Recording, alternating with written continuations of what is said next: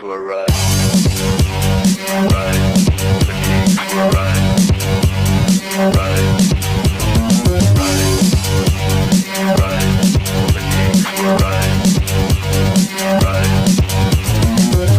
Skills, chemical wars, plastic islands of sea. Watch what the humans ruin.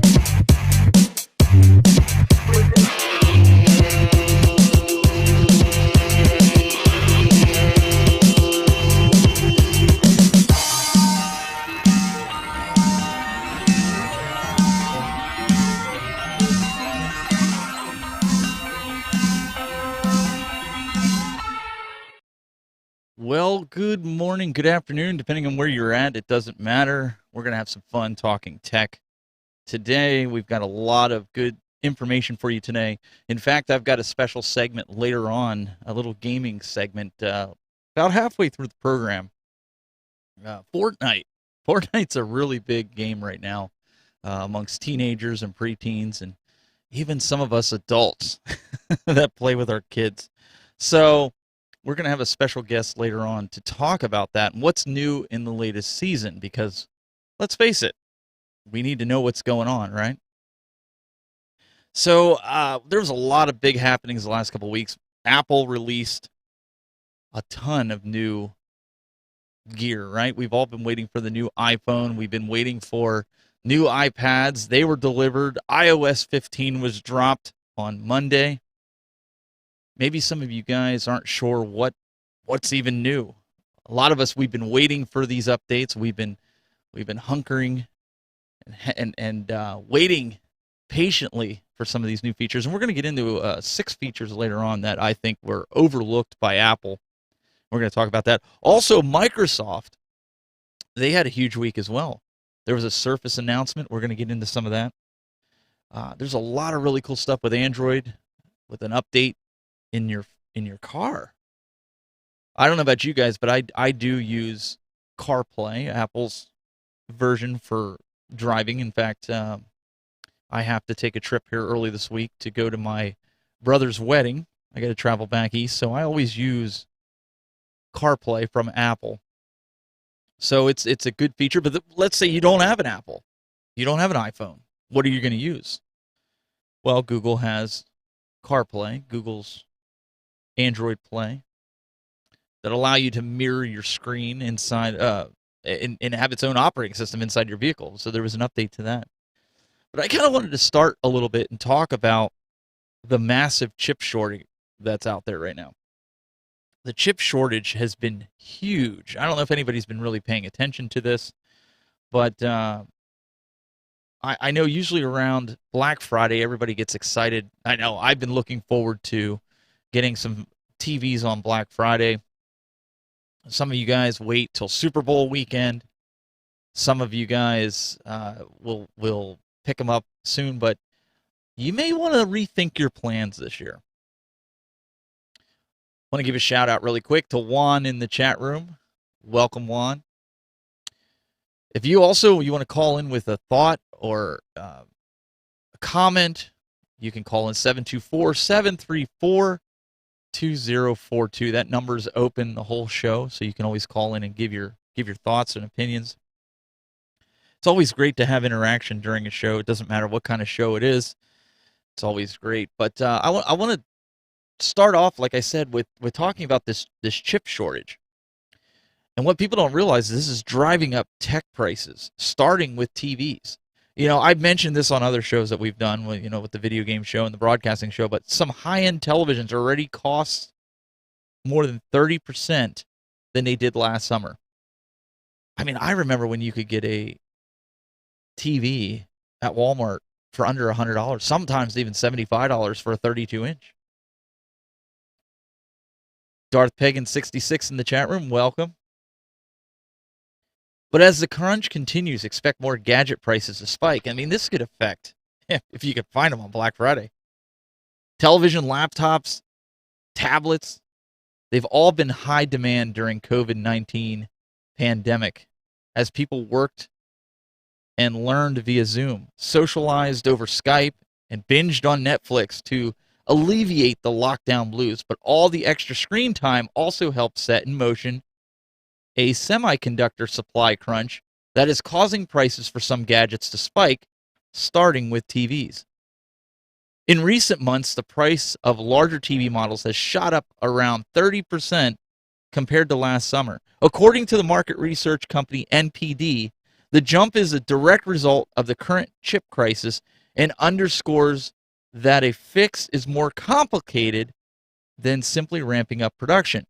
It may also be only a matter of time before other gadgets that use the same circuitry, laptops, tablets, VR headsets, are among those products, and they experience other types of sticker shock. Adam Calvin in the chat room. Dominic, welcome, guys. What do you guys think about this? I mean, we kind of seen this. Those of us that are in the video game world, we've seen for the last year since Sony and Microsoft released their brand new consoles. It's next to impossible, unless you like live at your computer screen, to get one of these consoles unless you're getting it from a scalper. And I encourage you not to do that. Fortunately, I was very fortunate. We had a listener of the show. He contacted me off air and said, hey, look, I know you and your son were looking at getting one of these consoles, and you didn't want to take the time to pre-order and wait in line and in the digital line, right? But he said, I want to help you out. He says, I bought 2 of them. I don't need them both, but I'll give it to you at cost. He didn't try to scalp me. He said, the only thing I ask is that you pay for shipping. And I was more than happy to do that, right? He called me up, FaceTimed me. He was a police officer. Called me up, FaceTimed me. He said, look, it just came in. He opened it up with the knife. And there it was, and he says, all right, I'm going to call you once I get to, he showed me the box. He showed me the label that he had on it. He said, I'm going to call you when I get to the post, or I think he said a FedEx, I think he sent overnight. And yeah, he showed it to me. And he said, hey, here you go. And I got it the very next day. Yeah, I didn't have it on launch day, but you know what? I was just happy. I was just happy to have it. And my son, he was playing some games with it. Stephen C. in the chat room, welcome. Josephitis, welcome. Guys that are coming in here. We have an interactive chat. If you're listening on Basics Radio at basicsbroadcasting.com, you can join us, youtube.com/thetechbuzz.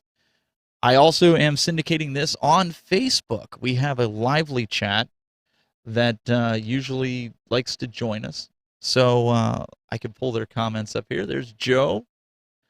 Listen, this is like not your typical radio show. We like to communicate. We like to have a lot of interaction from our audience. So I really appreciate you guys jumping in here on the radio show. And I like to really break it down without having a ton of co-hosts. I like to break this stuff down. Spend the time with the guys that are in the chat room here and answer any kind of questions that we can during the show. It's not just dictating that tech to you. Sarah Freebie in the chat says, we were very fortunate to get it on launch day. Yeah, and I bet you had to spend a lot of time in front of the computer. And I mean, hey, listen, you got to do what you got to do to get these systems. And even now, like my sister-in-law is really good. She is good at getting these systems. And I hate to say it, she's one of those scalpers. But you know what? She went to college. She's trying to pay off some of that stuff. And it's incredible how she's able to get them and then resell them. And Sarah Freebie says, I sure did. I spent several hours in front of it. And, at that time, like I didn't want it that bad.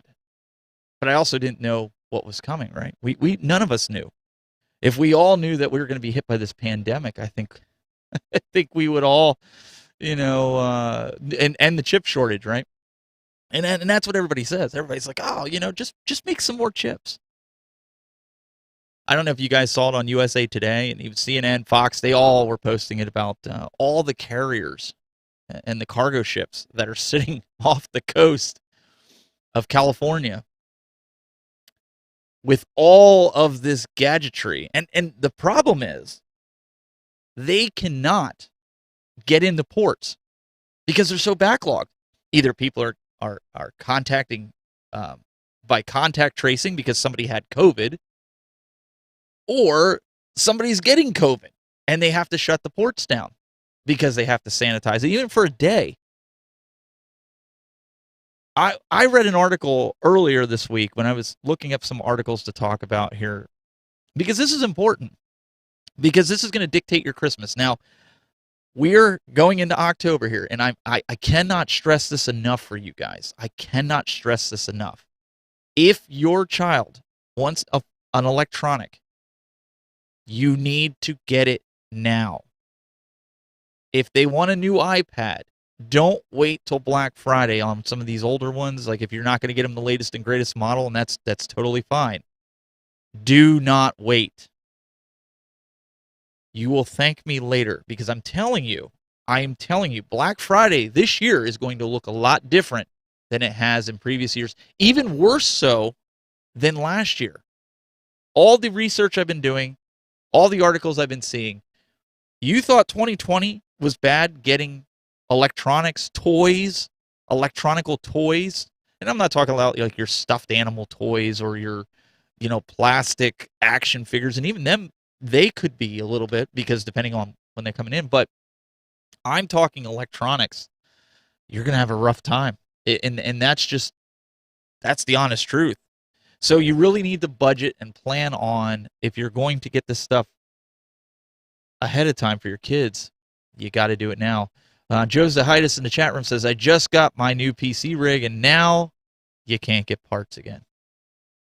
But he's super happy to have a new i9 and a 3080i. I mean, we didn't even get into any of that. We didn't get into even the video cards. Some of these gamers, these guys want new graphics cards. You can't get them. You just can't. And if you find them, you're going to pay $1,000, $2,000 for it. It's ridiculous.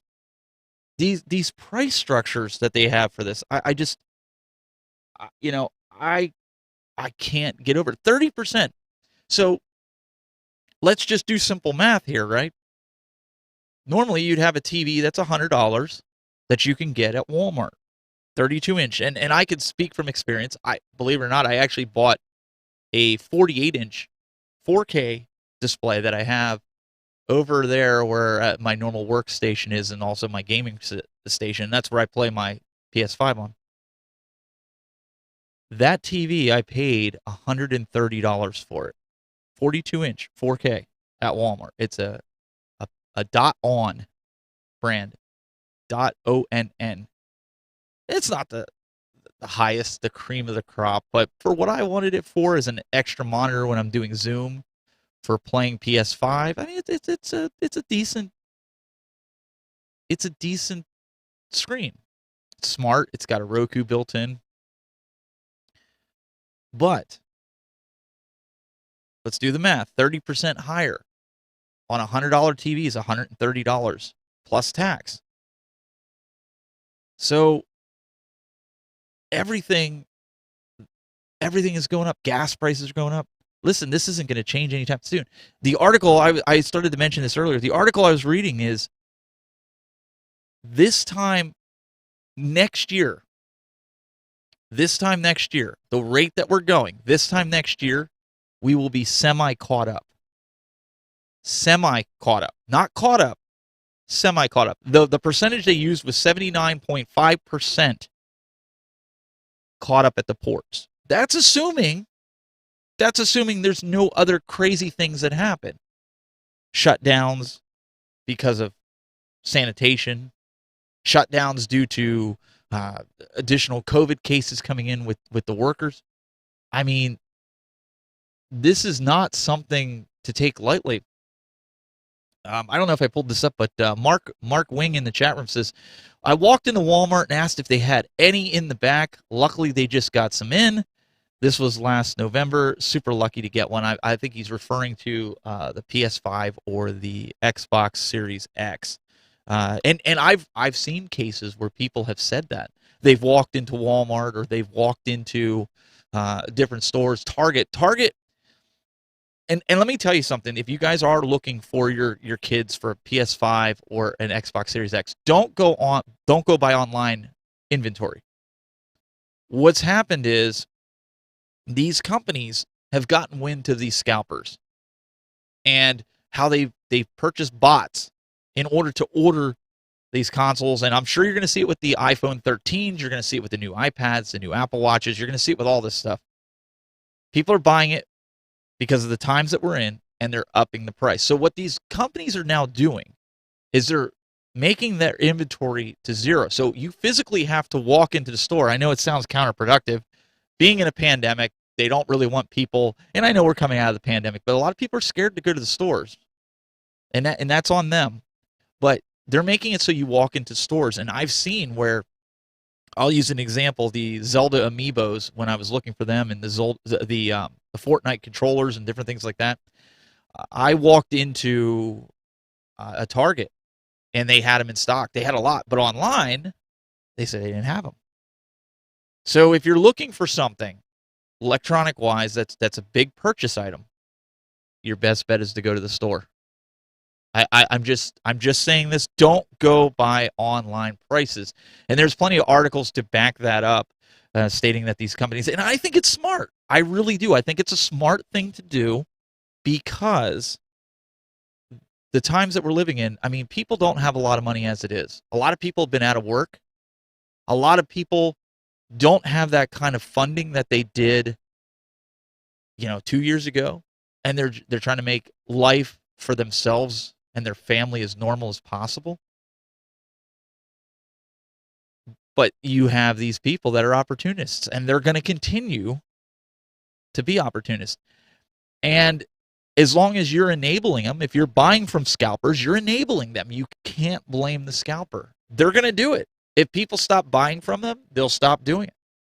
But if you keep buying from them because little Johnny needs that PS5 or that Xbox Series X, and you're willing to pay $1,500 when you don't have a lot of money for that, you're enabling them. That's the reality. Sarah Freebie in the chat room says, I feel crazy things will only continue. Delays will keep getting worse, not better.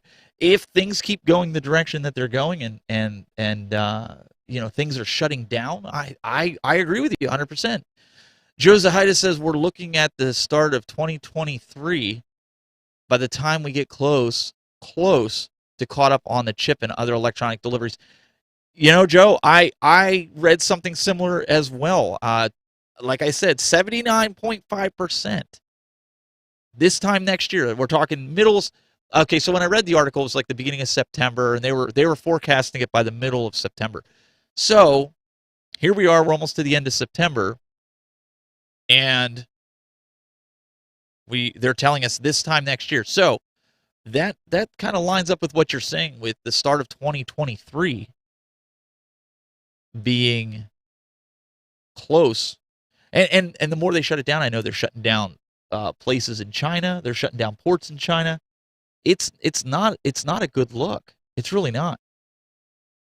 But basically, the articles that I've been reading, the things that I've been seeing, it says anything that has a screen built into it is going to be affected by these increases. All manner of devices have already been affected by the chip shortage. Sony told an analysis this week that the PS5 would remain in short supply through 2022 due to the crunch.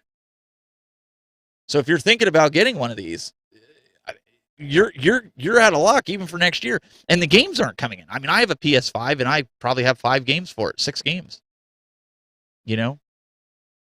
Companies that act as an electronic component broker say that certain components have seen prices jump orders of magnitude. Voltage regulators used in countless products that normally cost 50 cents are now selling, get this, are now selling for as much as $70. But at the consumer level, products that require displays integrated into circuits are feeling the impact first and are hardest because of those factory limitations. Guys, I mean, we've seen it. I was talking to my brother earlier. this week. And then we got to take a break. And his soon-to-be wife, her car, her transfer case went on it. And they said, we do not expect the manufacturer. This is a 2014. We don't expect to manufacture this, get this until November. And then, wait, it gets better, because if you saw my tweet, it gets better. Good morning, Meatball Saucy. It gets better. Then maybe you'll have it in December or January. Maybe. Oh, wait, one other thing. GM says, well, normally we give you a rental car for 10 days while your car's being fixed, especially if it's a warranty replacement. But we're not going to do anything for you right now. You got to figure it out. But yet they don't have the part. So whose fault really is it? And I understand they keep throwing the pandemic thing around. It's a tough thing. Do maintenance on your vehicle, folks. You're going to need it. Guys, we'll be right back. We got to thank some of our sponsors. We'll be right back right after this brief message. This episode is sponsored in part by PTZ Optics. Why hire a camera operator when the control is in your hands? Visit ptzoptics.com for more information. And by NewTek, makers of the TriCaster TC1. Stun your viewers, not your accountant. Visit newtek.com for more information.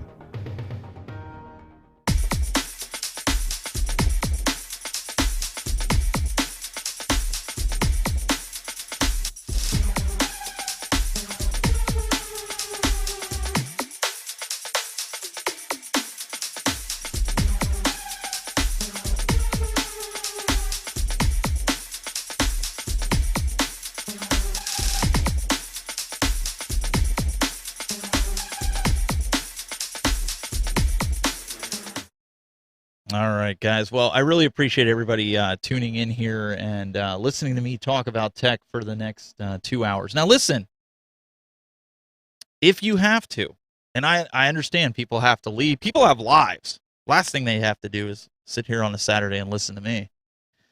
If you have to go, but you're enjoying the show and you want to continue listening to the show, you can head on over to Basics Broadcasting. That's Basics with an X, BASIX broadcasting.com, the radio station that we're on right now. You guys can download the app, whether you have an iPhone, whether you have an Android, you can go over there. They got all the tools that you need, and it's free. So you can take us on the road and listen to just the audio. I mean, because this is a radio show. I don't do a lot of video on this show. You see me, but it's more of a voyeuristic view. And then you can listen to the other programs. There's a lot of other programs that are on here, especially if you're into, the classic rock. You can listen to it in there. You can see we're live right there. So make sure you guys check that app out if you have to go. And, we don't want you to go, but if you have to, I understand. But you can take me with you and get all the updates on the tech news.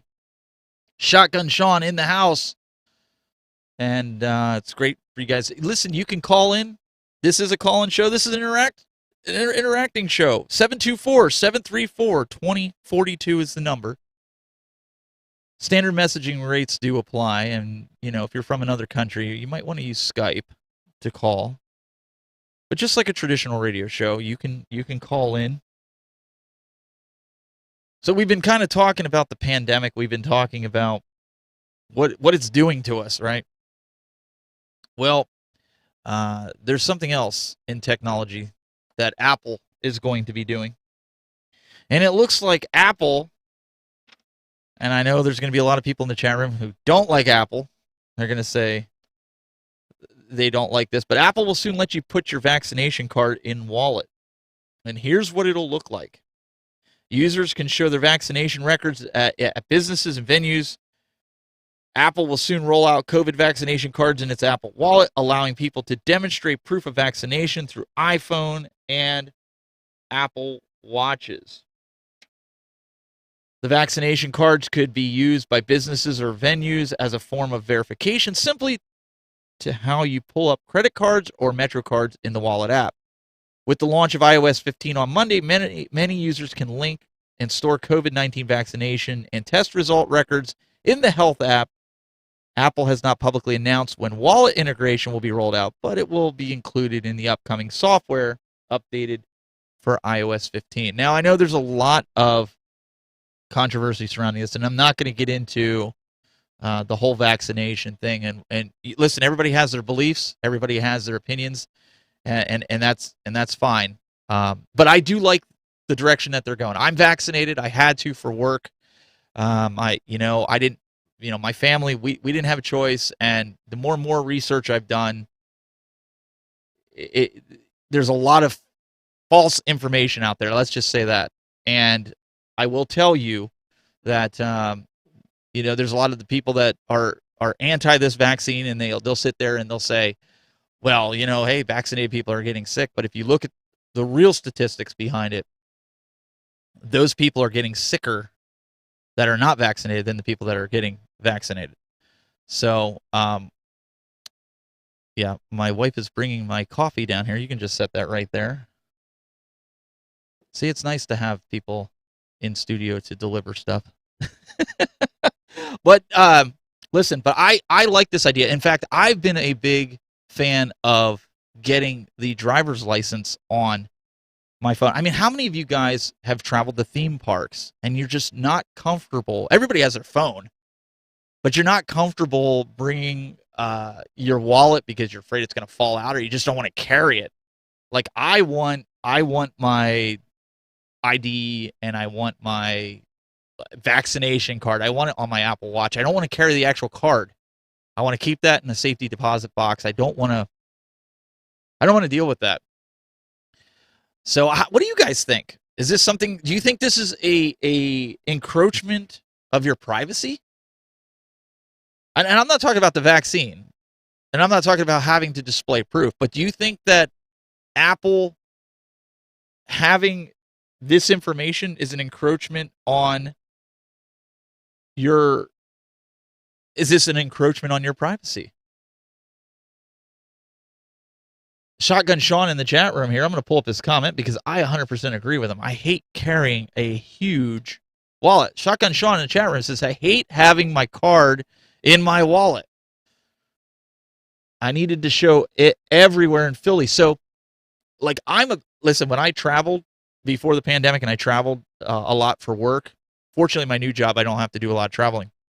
But when I traveled, one of the things that I did is I always put my boarding pass on my phone, or I had it on my watch. And let me tell you something, how convenient that was, because it's always updating. When you're in the airport, like if the gate changes, it's almost immediately updated on your phone. So I was a big fan of that. I could walk up to the gate, especially if I'm running late. I'm not fumbling through papers. I'm not sitting here like this going, oh, crap, where's my boarding pass? I just pull it up on my watch, scan my watch, onto the plane I go. But you get two sides of the story with this. You get the people saying, well, that's just an invasion of my privacy. Why does Apple need to have all that information? Listen, do you own a smartphone? Google, iPhone, Microsoft? Guess what? They already have all your information. If you have a smart device, heck, if you drive a car and you have a driver's license, guess what? They have your information. There's nothing that you can do about it. So you might as well embrace it. You might as well enjoy it. You might as well put yourself in a situation where you can enjoy the awesome tech that's out there. Because the fact of the matter is, you're not fooling anybody unless you live off the grid and become a hermit and climb the highest mountain and live in a cave and don't talk to anybody. Again, I'm a big fan of having this in my wallet, or in my virtual wallet. I want that. I don't want it in my physical wallet. I still am a firm believer, you should have cash. Not everybody takes credit cards and not everybody takes checks. Still in this day and era, you have that. Juan says eventually all info will be in our phones. I mean, let's face it, it's our phone that we carry around. It's a computer. It's not just a phone. So many people were asking, how is this going to be verified? Verifying your medical records isn't as easy as, taking a photo of your vaccination card.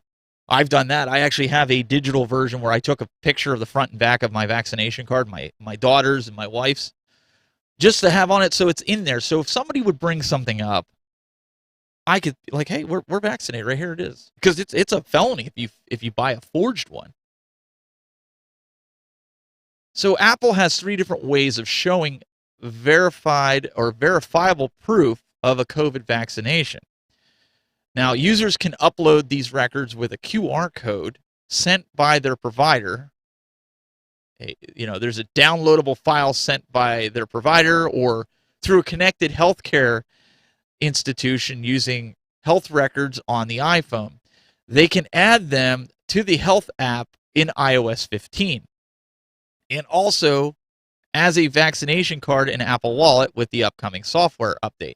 So I'll keep you guys posted. This is something that I'm going to try, because I want to be able to do this just to make my life easier. I remember when Apple Pay first came out, I went to McDonald's here locally, and this story is pretty funny because they had on their billboard, because it's all digital now where they can change the menu items.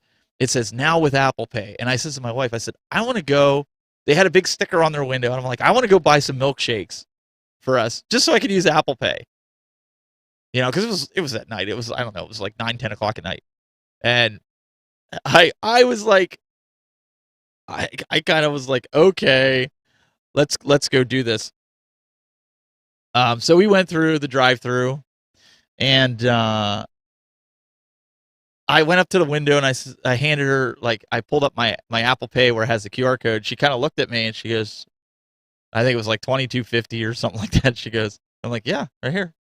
She goes, well, what do you want me to do with that? I said, well, you said you support Apple Pay. It's right there on the drive out window, right where the window opens. And she calls her manager over and they're like looking at each other like they have no idea. So I ended up paying cash, anyways. But it was hilarious. Yeah, shotgun Sean. Base Chicken in the chat room says, no vaccination card to keep track of for me. Hey, listen, it's everybody's decision on what they want to do. I listen, I don't look down on anybody if you don't do it. But I do ask the question to those that refuse to get vaccinated because it's early or it's new. I implore you to look up how long it took for the SARS vaccination. It took over 43 years to do it. And technology has changed a lot in that time. And I also implore you that if you had stage 4 cancer and they had an mRNA vaccination that had a 98.9% chance of full, complete survival from you, if you took this vaccination, I'm willing to bet 99.9% of people would take it and take the risks to get vaccinated. They never said the vaccination was going to keep you from getting COVID. And so that's where I stand with it. I believe in technology. I've seen how technology works. Parents gave us vaccinations when we were kids, not knowing what the side effects could be, yet we still got them. Nobody can see down the road. Nobody can sit there and say, well, kids are going to be sterile. And I'm not going to go into politics here, so we're not going to do that. But I'm just trying to make a point here. You got to do what's best for you. And I think, honestly, having this in your wallet is going to prevent having these fake documents of, going around. That's what I'm saying with that. So, anyways, so are there going to be privacy concerns? This is something else that people have asked. When a user presents a vaccination card in a wallet, the full details of the vaccination card will not be visible until the user has unblocked their iPhone with FaceTime ID, Touch ID, and their passcode, which I think is good, so nobody can just pick up their phone and see all their medical information. Third-party apps will have access to the data if users want to share verifiable immunizations and lab results. And approved third-party apps are subject to restrictions and strict encryption practices. Developers on the third-party apps are prohibited from using data for advertising or selling it. And they must provide a privacy policy and an option for users to request deletion of their data. And this is according to Apple's policy. Also, the data is shared on a one-time basis. And I think that's just going to make things so much better if we can do that. Let me get back to the chat room here. Face Chica says, risk versus reward. Cancer is different than 99.99% survival of COVID. I don't see the risk with COVID, but I do with the vaccine because, and it cut off there, so I'll have to go to YouTube. But no, I agree with that, right? So all through the pandemic, I traveled to LA, I traveled to Colorado, I traveled to Texas. In fact, I was leaving LA when they shut it down that night because of the pandemic. I was leaving LA. Never contracted COVID, and I still say I had it back in 2019 before they even knew what it was. But unfortunately, we live in a day and age where private businesses can make decisions. And if you want to stay employed, you have to get vaccinated because that's what they're requiring. So my number one priority is to take care of my family. And if that means I have to get stuck with a needle, and if down the road it kills me, at least I can live with myself knowing that I did the right thing that was going to be right for my family. Because if it gets to the point, and all these conspiracy theorists are somewhat right, which I don't think they are, but let's say they're somewhat right, I don't want to be on this planet going through that. So that's not life. So I'm not going to live in fear, and I'm not going to listen to fear mongers on the internet and say, oh, they're coming for you. I don't believe that. How many times over the last 20 years have we heard, and I'm a pro Second Amendment person, we've heard, they're coming for your guns, they're coming for your guns, they're coming to, you better donate $20, they're coming to take your guns. Have they come to take your guns? I'm just going to leave it at that.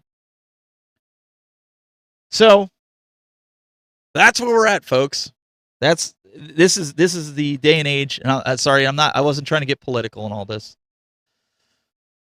Yeah, I listen. If your risk is lower, Base Chica goes on to say here, if your risk is lower, she works from home. I work from home as well. But one of the things that they said to me is, if I want to go to NAB, if I want to do all this other stuff, I have to be vaccinated if I'm going to do it with the company. So, and I don't want my career to suffer because of it. Everyone I know has recovered from COVID, so I'm low exposure, and I'm going. Listen, I have one of my good buddies. He got COVID right in the middle of the pandemic. I think it was March or April. And then we're going to have to take a break here in a little bit. He got COVID. His wife, his kids, they were all at home with him all while he quarantined. They never got it. Last week, his wife got COVID. Explain that to me. You're living with somebody. You're sleeping in the same bed with somebody. That's the question. Green Sammy here. He says, nope, they're not. They didn't take my guns because I donated the $20. Of course, I was being facetious with that, but I think people get wrapped up in fear mongering a little bit too much. They read uneducated sites. There's a lot of sites out there that are link bait. There's a lot of guys out there. I used to watch this guy, Alex Jones. He's a radio host too. I used to watch him, and I'd get done and I'd be shaking because I'd think the feds were coming to my door to take me and go to a concentration camp. It was awful. Until I started digging on the World Wide Web, and I find out that that's just the shtick that he does.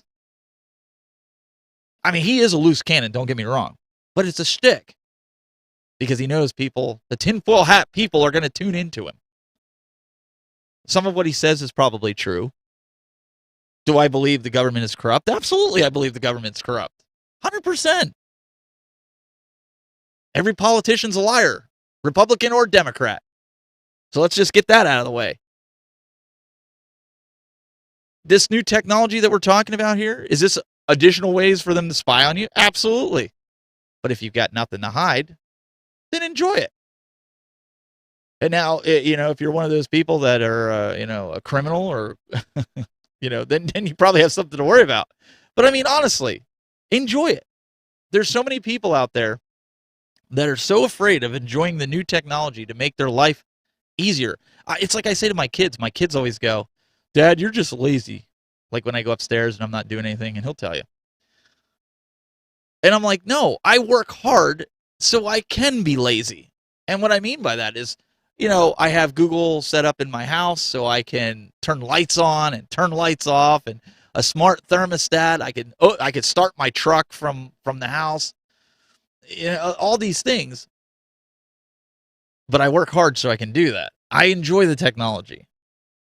So, yeah, Papa Brad's Gaming, he plays to his audience. Absolutely. These guys, listen, you really need to look up legitimate sites. Don't just because it's on Facebook. I've attributed Facebook, and here's a little tech lesson for all you guys. Just because it's on Facebook doesn't make it true. Facebook to me is back in the 90s when everybody was doing those forward emails. And you get emails and they just forward and forward and forward. That's all Facebook's doing. People are getting memes. Anything that fits their narrative. Nobody's really looking at the truth. Base Chica goes, Alex is so entertaining. He is entertaining. Oh, yeah, we're going to get those guys. He's actually surprisingly unusually right. But the way he says it is, no, I wouldn't say he's usually right. I would say in a 1 in 10 chance, he might get a 1 once in a while. I think he stretches a lot, just being honest. Yeah, and listen, I believe in the Constitution. I'm as far as much of a constitutionalist. People normally would call you a right-wing nut job, right? I believe that we should have the right to bear arms and keep and bear arms, but I also believe, and this is probably going to go against some of the gun owners, I believe you should be trained. I don't believe anybody should just carry a gun. If you haven't done the proper training here in Ohio, you have to take 40 hours of you have to take 2 weeks? You have to take a course, and then you have to have like 40 or 50 hours of gun range time. I think that's what it is. What good are you protecting somebody if you don't know how to use the thing? Do you drive a car without taking a test? I mean, come on, let's use some common sense here. So we got to take a break here and come back so we can get on with this. I don't want to keep going down these rabbit trails, but guys, we'll be right back right after this. This episode is sponsored in part by PTZ Optics. Why hire a camera operator when the control is in your hands? Visit ptzoptics.com for more information. And by NewTek, makers of the TriCaster TC1. Stun your viewers, not your accountant. Visit newtek.com for more information.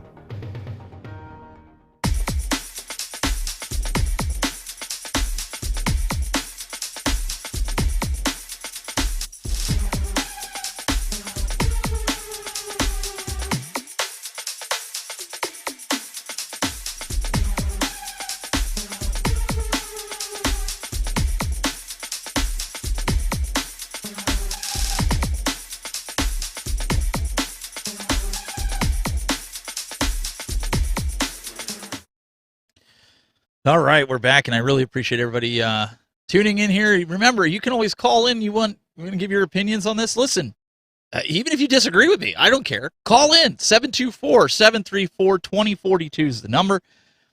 This is what we do every week. We run into this where it only takes that first caller to call in, and then the phone lines open up. It's like everybody's scared to call. And I know we got a chat room. Everybody's so used to chat rooms, they hide behind their keyboards. And I don't mean hide in a bad way. Don't get me wrong. But it's just so easy. It's right there, right? That's just what we're used to when we do these live shows. Well, unfortunately, those that are listening on the radio, they don't always get to see the comments, so I try to pull them up so we are able, to show it. So if you're tuning into the show for the first time and you're wondering, like, man, there's not a lot of video switching, there's not a lot of things going on in that space, that's because this is more of a talk radio show. So, but we will have some fun coming up here. At the top of the hour, I've got a special guest to talk about some video game stuff with Fortnite and the new season. So that's going to be a lot of fun. But let's talk a little bit about Google, shall we? I mean, Google is like the king when it comes to search engines, basically anything to do with tech, right? If you make Google mad, you might as well just throw in the towel. But Google Assist, Google Android Auto gets fresh updates and a new partner in Honda. So if you guys have a Honda vehicle, Google is updating critical features for the millions of drivers who depend on its technology to help them get around. The tech giant announced the upcoming changes Thursday to Google Assistant and Android Auto driving modes, and a new automaker, Honda, will have Google technology installed in its vehicles. There you go. They're going to be tracking you. No, I'm just kidding. Shotgun Sean says, "Darn, you still play Fortnite." Just hang on, Sean. I promise you'll like the segment, okay? The new tech giant announced that these upcoming changes on Thursday, and that they said that drivers using Google Assist on Android phones will soon see a new dashboard. They say it will reduce the need to fiddle with your phone while also making sure that you stay focused on the road. I mean, because that, after all, that's what we should be doing, right? We shouldn't be playing with these navigation tools, even though we do. we play with these, phones. And I will say that's one thing iOS has done very well is CarPlay, being able to select things and make things easier. I just wish Siri was a lot better. Siri, I have to argue with all the time, and I'll say, "Hey, call this or call that," or on my watch. If you notice, even during the show, sometimes here, you'll see my watch light up because Siri is trying to answer something. There, just did it. So when you want it to hear you, it doesn't hear you. When you don't want it to hear you, it's going off the charts with it.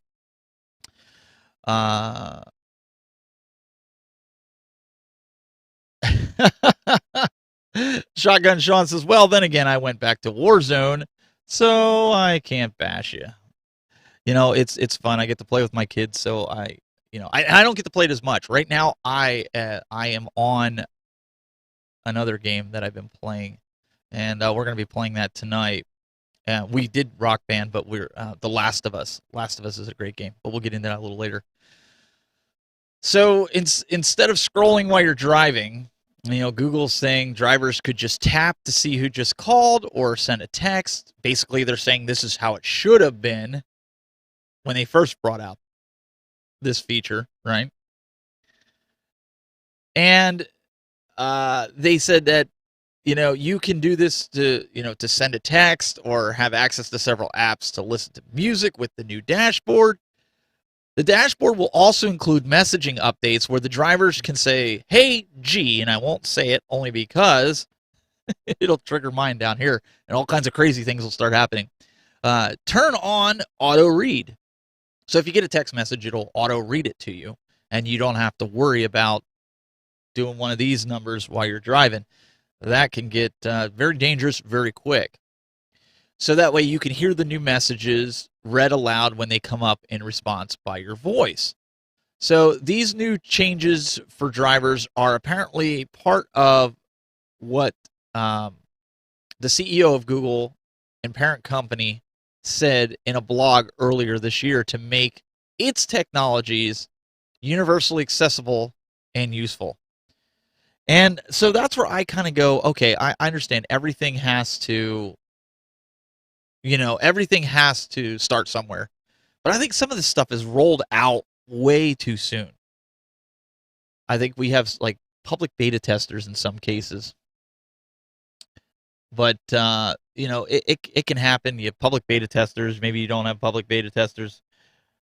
But I think a lot of these companies do that. We have a caller on the air. Caller, what's your name? Hey, what's up, Steven? It's Papa Brad. How you doing, man? Hey, man. How's it going, Brad? It's going good. It's going good. Just tuning into your show. I appreciate it. Enjoying the conversation. Yeah, I try not to go down the political rabbit trail with some of this, and I don't want to go down the political rabbit trail, but what do you think about the privacy around some of this technology, and even, with Google doing some of the stuff that they're going to be doing?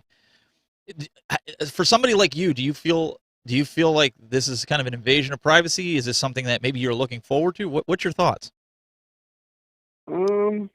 I don't really know. I mean, I got the vaccine Hmm. because I'm a teacher and I'm kind of high risk. Yeah.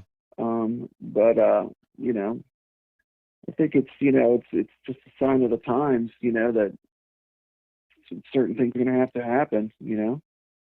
Yeah, I agree. I think people Yeah, just it's unfortunate. I'm all for personal freedom, 100%. no. That's where I agree, and a lot of people that are getting the vaccination, they don't agree. They think it should be forced and mandated. Listen, everybody has to make the choice. Every choice comes with a consequence, whether it's a good consequence or a bad consequence. Nobody should be forced to do anything against their will if it's within the law. And I feel like, if you don't want to get vaccinated, that's your business. That's the way I Yeah, feel. I'm sorry, but that's the way I feel. You shouldn't be forced, held at gunpoint, so to speak, or have your job held over you to get a vaccination. That's just how I feel. yeah, I agree with you on that 100%. 100%. When you're talking about the guns, it's just a crazy thing. I was watching YouTube or something, and I thought only in America, this video comes up, and it's like this metal drummer, and he's amazing on drums. You think it's going to be a drumming video.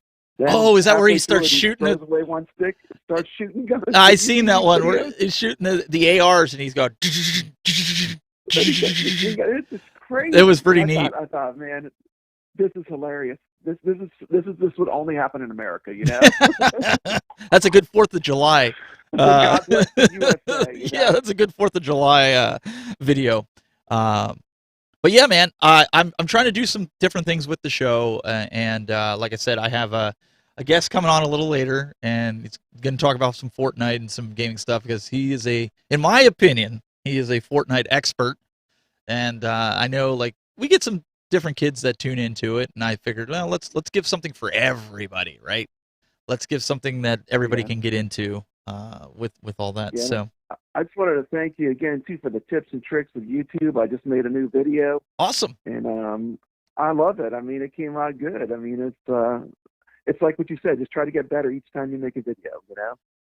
And my son was telling me he has new respect for content creators to see what they go through. Even seeing what I do here and different things like that. It's so it's a And marathon, it's not a hard too. sprint. Like you watch videos and I enjoy them. And, Yeah. you never realize how long it takes to make like a little 5 or 10 minute video. Oh yeah, When you get into editing and all the things that you want to try to do. and that's the stuff I hate. But it's rewarding. It's rewarding as hell to me. Like when you're done, it's like you feel like you did something. Yeah, and I absolutely hate post production. I hate doing videos and editing in that form or fashion. I like to do live. This is my wheelhouse. This is what I like to do. But for those listening, go ahead and give out your YouTube channel and go over and get subscribed to Papa Brad and the Papa Gaming. Brad's Gaming. My YouTube channel is. I mean, I'm not gonna put out a ton of content. It's mainly gonna be arcade tours and occasionally just stuff that's on my mind. You I know what? like to go to arcades, but going back to the pandemic, I just can't live scared forever either, though. That's exactly what I was I'll wear a saying. mask. I'll Yep. sanitize my hands after I play games and stuff, but I just can't live scared my whole life. See, I only wear a mask if they make me wear a mask. I am not a believer of the mask, and the thing that I have with the mask is it's been proven that you could get bacteria in your lungs, COPD, you could have all these other health issues that to me supersede anything that COVID can do right now for a healthy individual. So for me, Yeah. unless Yeah. like when I go into school to help them with the broadcasting class, obviously I put a mask on, I have to. And some people will sit there and say, "Well, you're just being compliant, and you're just being a nice little, commie." And I hate those comments because it's like that's why there's division. You don't want to do that stuff. Yeah, well, I work at a school, so there's no choice. I mean, I'm almost used to it now. I mean, it sounds terrible, but I mean, it's just like it's part of my daily life now that That's I right. have to wear a mask. And when I travel, it's kind of hard too because I don't always know exactly what the rules are. That's it. And they Where I'm change going. every day. Because I travel sometimes as far as 6 to 10 hours to do a video at an arcade place that's worthy of it. I think at this point in time, we just have to take the gloves off, so to speak. Let everybody make their choices. The good thing is people aren't dying as bad as they were a year ago, which nobody dying is a good thing. But I mean, if you look at statistics, so you got to treat COVID like the flu in the respect of do what you can to prevent it and move on. But I think this whole thing with division, I'm a big fan of this wallet. I really like the idea of having my license in there, maybe my gun permit in there, my vaccine card, or whatever else I have. I like it because I use Apple Wallet an awful lot, and I know there's a lot of people that don't like it, but man, I'll tell you what, I even have like my AAA card inside of there. It's just my insurance. Have you ever done that with your insurance card? Put your insurance card inside your phone. It's so nice to have all that stuff No, up to no, I date. never did that. Yeah, then you don't go fiddling with it. If you end up getting pulled over, they just scan the QR code because they've got their phone on them. And most of the time, the police already know if you don't have insurance anyways. They read your plate ahead of time. They just want to see if you're going to tell them the truth. But yeah, man, I really appreciate you calling in. Well, I just wanted to pop in, say hello, and give you another thank you for all the help that you give for free to people that just want to watch. And that's a great thing, and I just want to give you some props. I appreciate it. And make sure you guys go over and check out Papa Brad's Gaming on YouTube if you're into gaming. And Brad, we really appreciate you calling in here and having a chat with us. A little bit here on the top of the hour, we're going to get into a little bit of the gaming side of things. If you're into gaming, if you're into Fortnite, I see we got Keon 718 NYC in the chat room. Welcome. We were talking Android Auto just a little bit ago. How many of you guys that are in the chat room, how many of you guys use Android Auto or Apple's CarPlay in your vehicle? I just think it's so convenient. You take your phone, most people charge their phone when they're driving anyways. Having the ability to now get your maps and everything up on the screen at the touch. I mean, most cars and vehicles come with a screen of some sort nowadays anyways. I have a 2018 Chevy Silverado, and it has a screen built into it. My wife's 2018 Honda CR-V has a screen in it. Base Chica says I disabled it. Why? Why would you disable that? That is a fantastic feature. You need to use it. Jason Tierney in the chat room, he uses Android Auto. It doesn't matter if you use Android Auto or CarPlay, man. I think these tools are making life so much easier with changing. My truck has Wi-Fi built into it. My kids love driving in the car with me because they get Wi-Fi essentially. So it works really good. Shotgun Sean says, never heard of Android Auto. If you have a newer vehicle that has a screen built into it, not one. Well, you can even put in third-party head units that are Android Auto capable, either wireless or wired. You plug your Android phone into it, and then it changes the UI on the screen to be like a single button push where you play your Google Play music, or you have a little window for your maps, so you can, while you're driving, you're not mounting your phone and trying to follow like we used to do with GPS. So your Android for reference. Yeah. The most I've done he uses Echo Auto. The most I've done with Android Auto was back when I first got my truck. I just wanted to try, because I had an older Pixel before I sold it. And it was a decent device, but I just felt like I had to do things 100 times or 100 steps to get it to do what I wanted it to do. And I talked about this last week, where the iPhone, I could just, do what I wanted to do. You have a 2015 Jeep with no screen. Now, so if you put a third-party screen in there, Shotgun Sean, you can then have Android Auto, which is nice. I mean, because I'm sure you set your phone up sideways in your Jeep, that you have maps up if you have to, and you plug it in the charger and you watch that or listen to it tell you to turn. So it's nice. Let's see here. So yeah, so admittedly, it's not for everybody. I'm not going to sit here and say that it's for everybody. Some people have reservations about privacy and as well, and they should.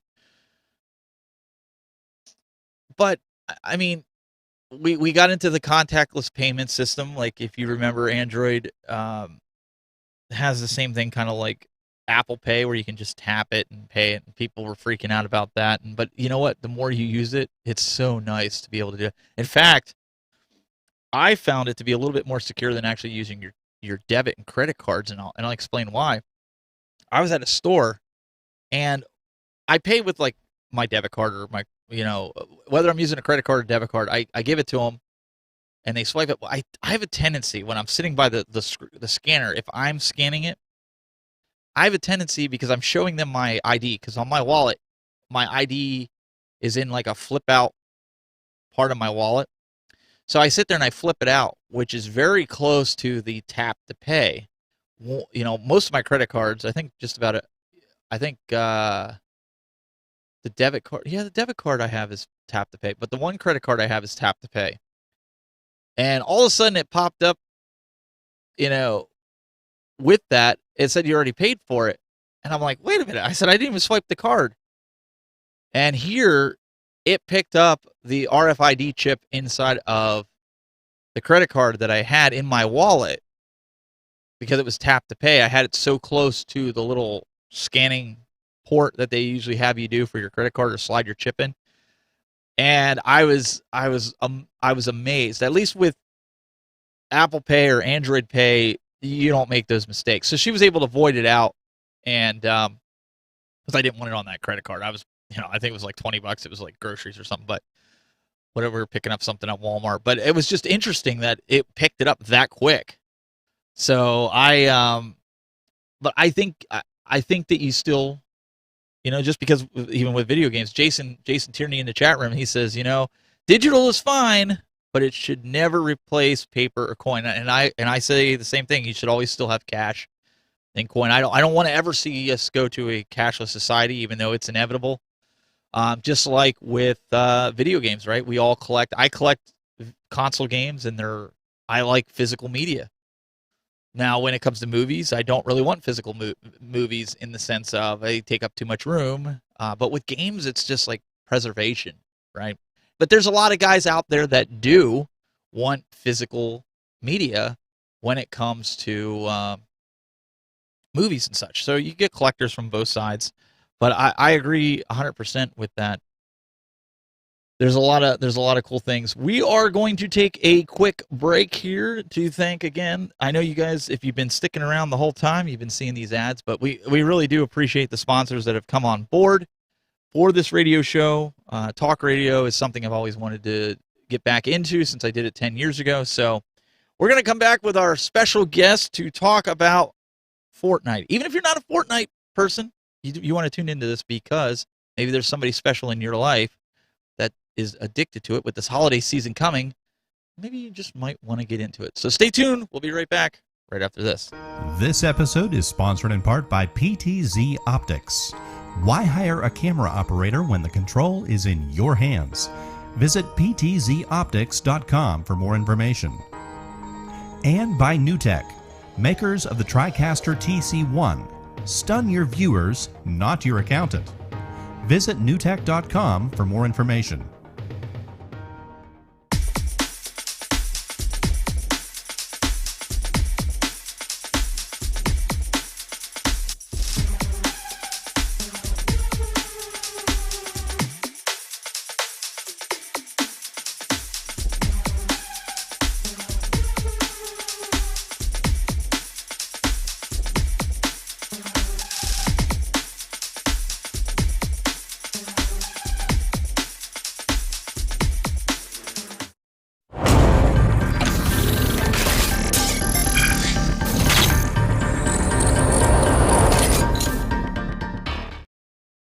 All right, guys, we are back, and again, I really appreciate everybody tuning in here. And remember, you can always call in, even during the segment. If you want to call in, you can call in at 724-734-2042.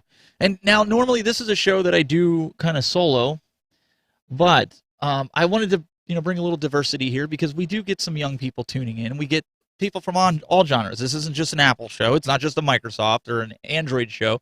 This is an all-around tech show. I comb the internet to find some of the best tech news to keep you guys updated, and even some. I want to start bringing in some gaming news because we got a lot of the viewers here that follow our gaming show that we do Friday nights. And there's even broadcast news for the fans that follow me for broadcasting. So there's a lot of things that are going on. And one of the things that I wanted to do is bring something up that is really popular amongst the young kids. And if, despite what Shotgun Sean says, he makes fun of me all the time because I play it. But everybody's into Fortnite.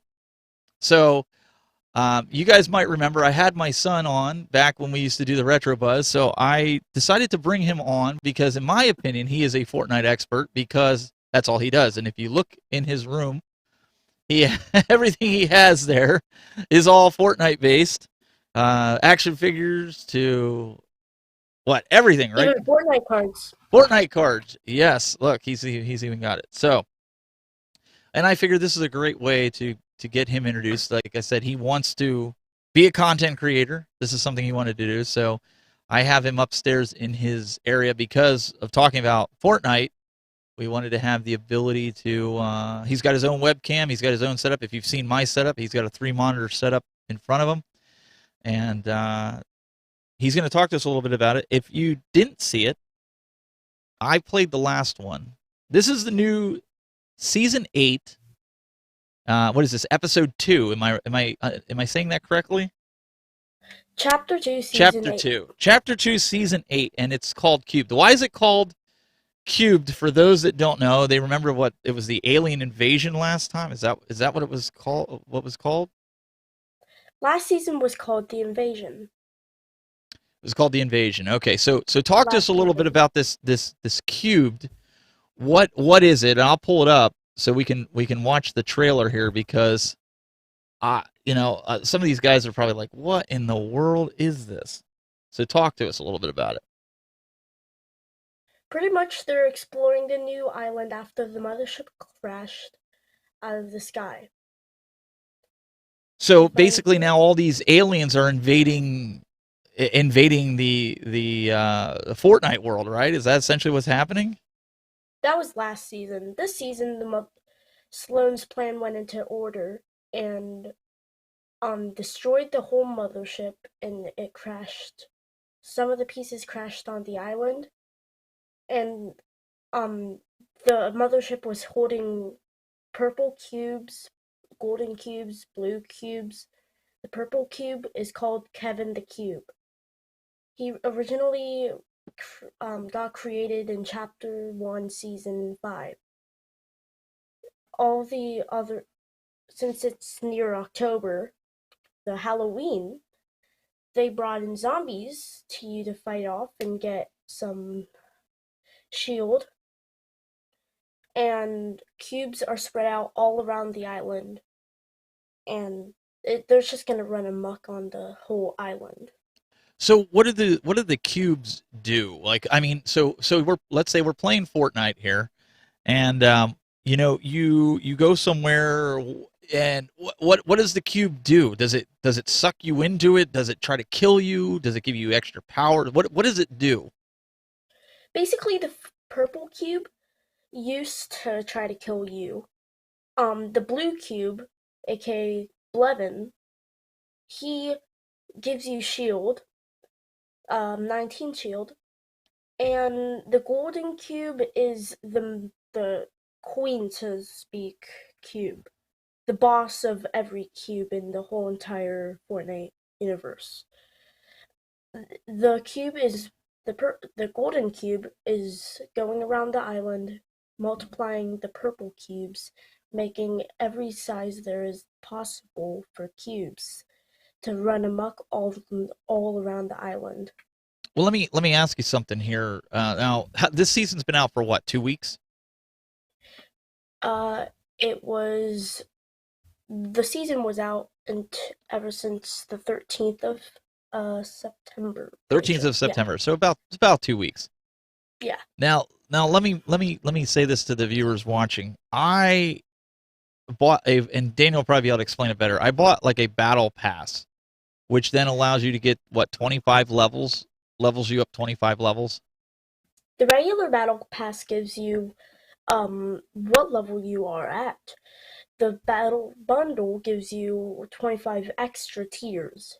So pretty much 25 extra levels. Battle stars were introduced last season.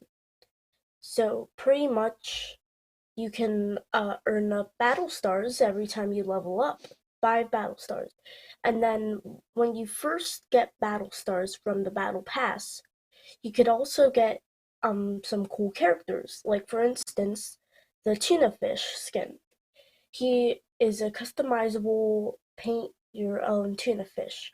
Everyone will have a different variety of tuna fishes all around the game. Pretty much what you do is you have to collect some paint canisters to um customize tuna fish. You need to get 10 paint drops to unlock one of these paint canister characters.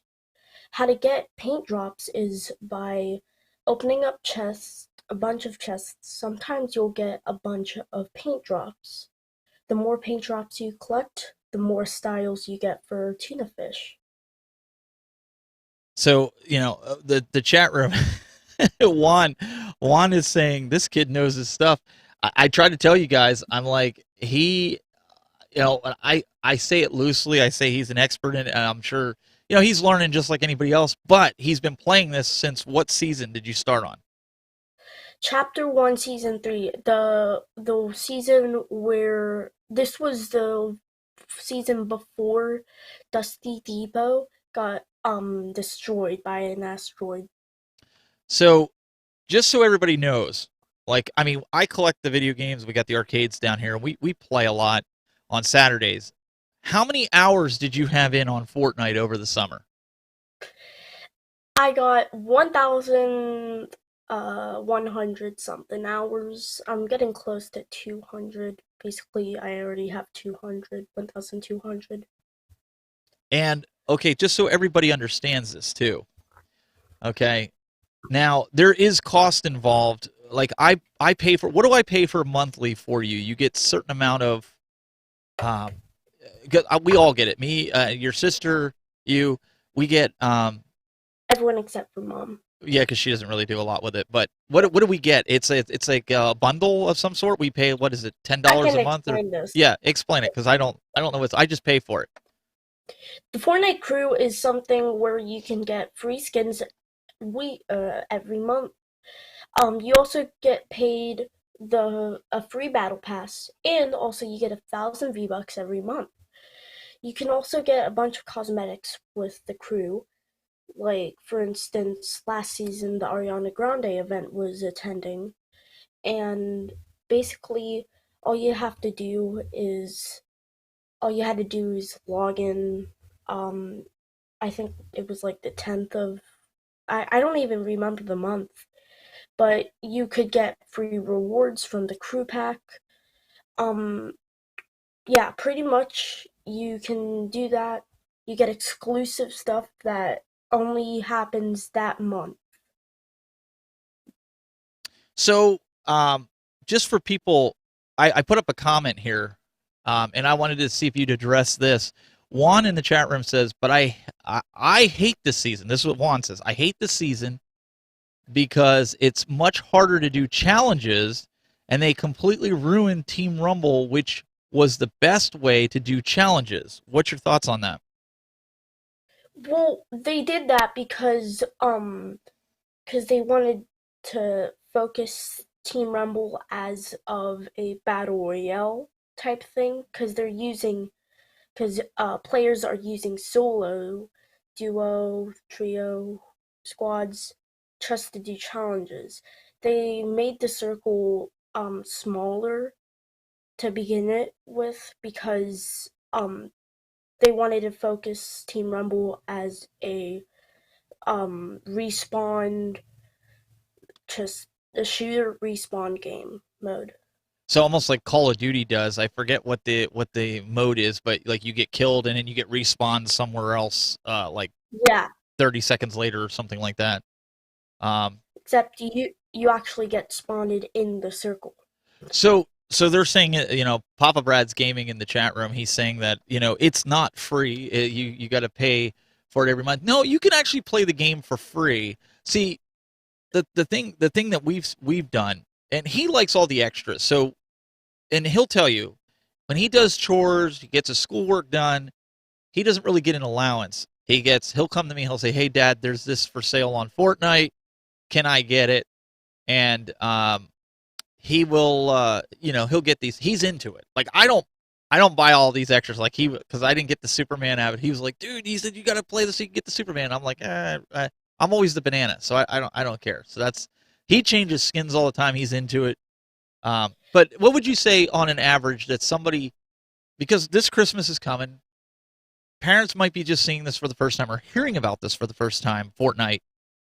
What would you say that that you purchase on a monthly basis? How much money do you think you spend on a monthly basis for Fortnite? I think about like $50 to $60. I don't really. I usually just save up my V-Bucks from battle passes or the monthly crew.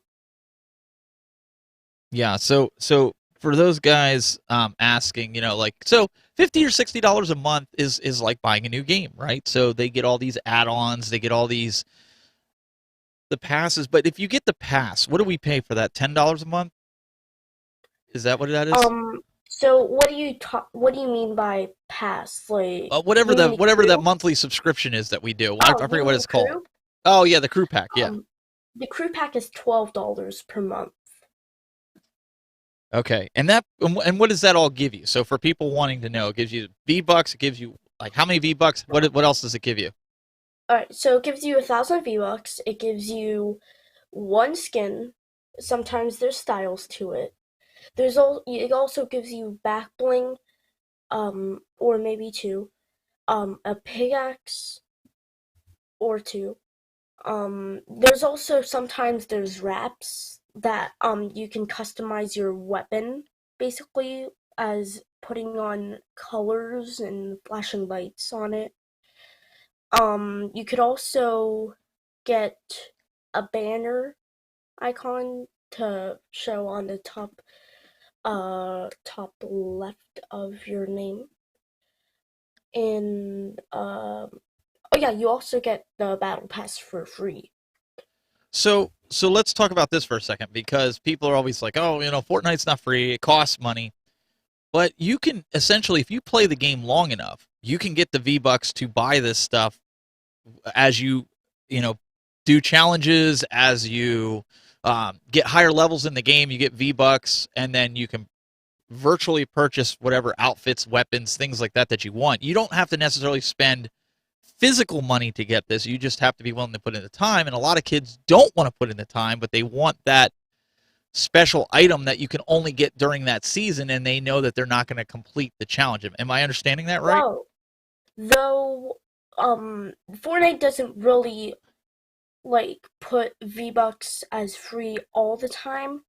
I mean, like if you have a PlayStation, Xbox, whatever you play on that is either a PlayStation or Xbox, you can also get Save the World, that if you log in for so many days, you can get a bunch of V-Bucks that can actually go into your Battle Royale account. So there you go. So there's a lot of things that you can do with it. Yeah, basically, if you get your daily login on Save the World to a bunch of logins, then you're gonna have a bunch of V-Bucks. And also, yesterday was Fortnite Battle Royale's 4th birthday. So what you get is a back bling, pickaxe, and a emoticon. So I've been trying to encourage him. I think we need to start a Fortnite show. Not for me to be on camera, I would produce it. But him and maybe another buddy to do a show about Fortnite because you've seen everything I've thrown at him so far. He's had an answer for it. He knows this game. He knows what it's going to do. But maybe it's not a bad idea. And I looked into it. It's not a bad idea to get because I think Daniel, the way you explained it to me, and it made sense with the battle pass.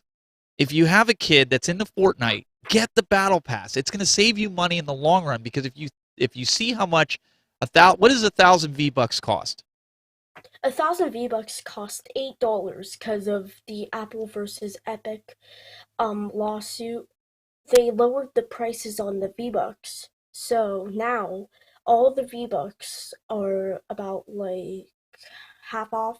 $7.99 used to be $11.99.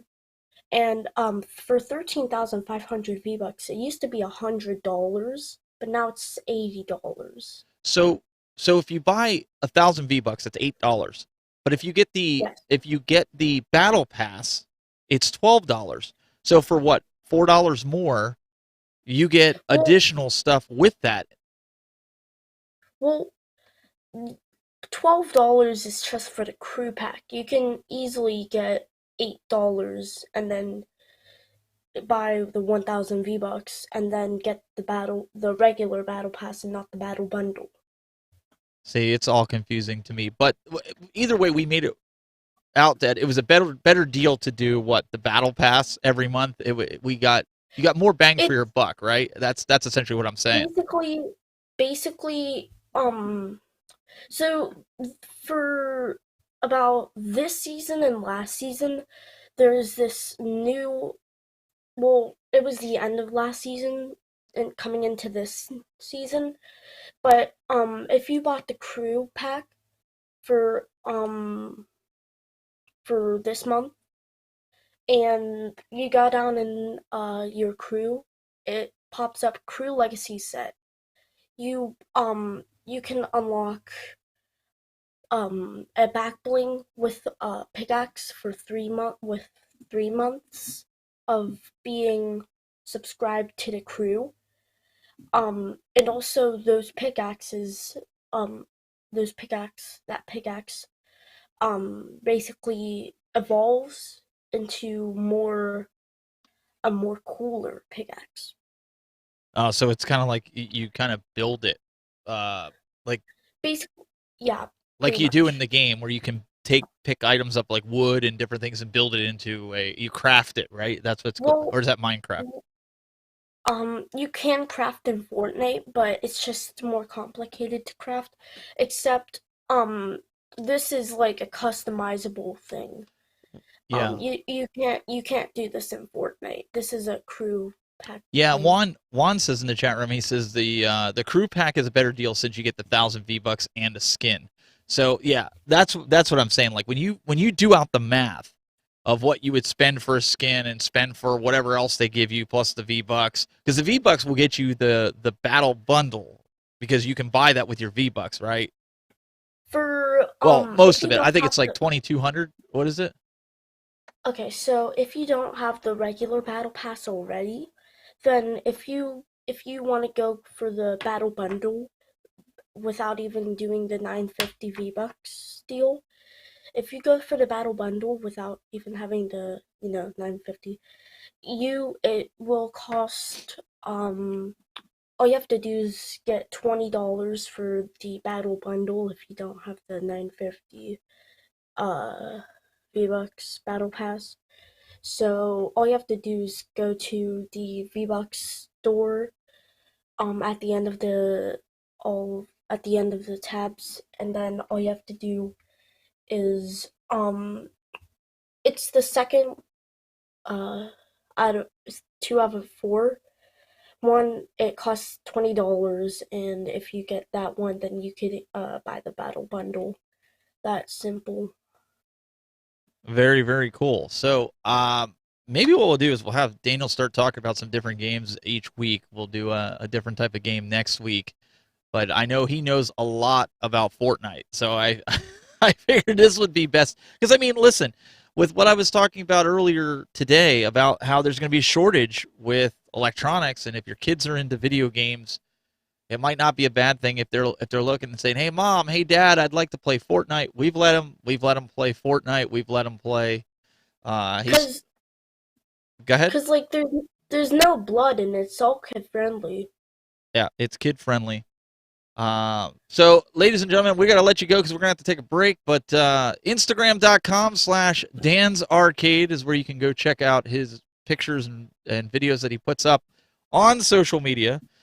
This is one of the things that he'd like to do. He'd like to get into doing a show, or as he calls it, what do you call it? A YouTuber. That's what you want to be, right? Yeah.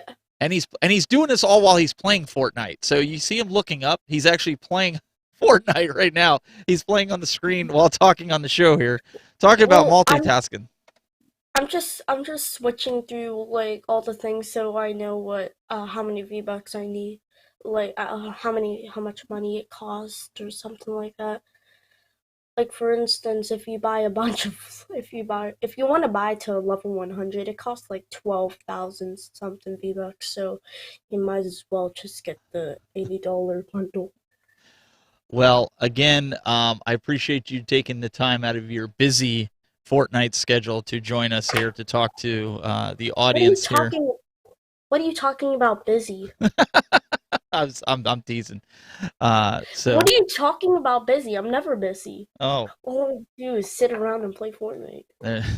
Spoken like a true Fortnite player. So I haven't played a lot this season at all. So, guys, we're going to take a quick break. We're going to come back, talk some more tech, high-tech cell phones. But what we want to talk is the Microsoft event that happened this week. Remember, I told you last week about what was coming. If you're interested or you're in the market for something from Microsoft, stay tuned. We'll be right back right after this. This episode is sponsored in part by PTZ Optics. Why hire a camera operator when the control is in your hands? Visit ptzoptics.com for more information.